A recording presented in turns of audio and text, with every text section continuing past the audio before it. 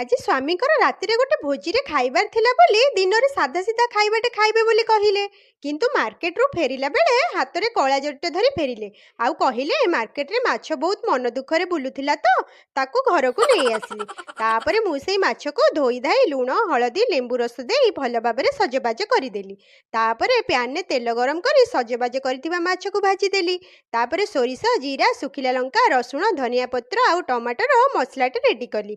ଏଇ ଆଇଟମର ମୁଖ୍ୟ ଆକର୍ଷଣ କିଛି ତେନ୍ତୁଲିକୁ ପାଣିରେ ଭିଜେଇ ଦେଲି।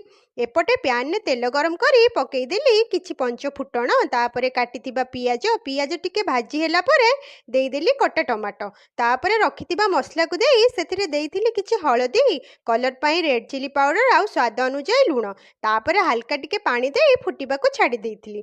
ଝୋଳ ଫୁଟି ଆସିଲା ବେଳକୁ ପକେଇ ଦେଇଥିଲି ଭାଜିଥିବା ମାଛକୁ। ତାପରେ ସେଥିରେ ଦେଇଥିଲି ଭିଜେଇ ରଖିଥିବା ତେନ୍ତୁଲିର ପାଣିକୁ। ଶେଷରେ ଧନିଆ ପତ୍ର ଆଉ କଞ୍ଚା ଲଙ୍କା ପକାଇ ରେଡି କରିଦେଇଥିଲି ଗୋଟା ମାଛର ଜୁକଜୁକା। ଆଉ ଡେରି ନ କରି ଭାତ ସହିତ ଗୋଟା ମାଛର ଜୁକଜୁକାକୁ ସ୍ୱାମୀକି ପରସି ଦେଲି।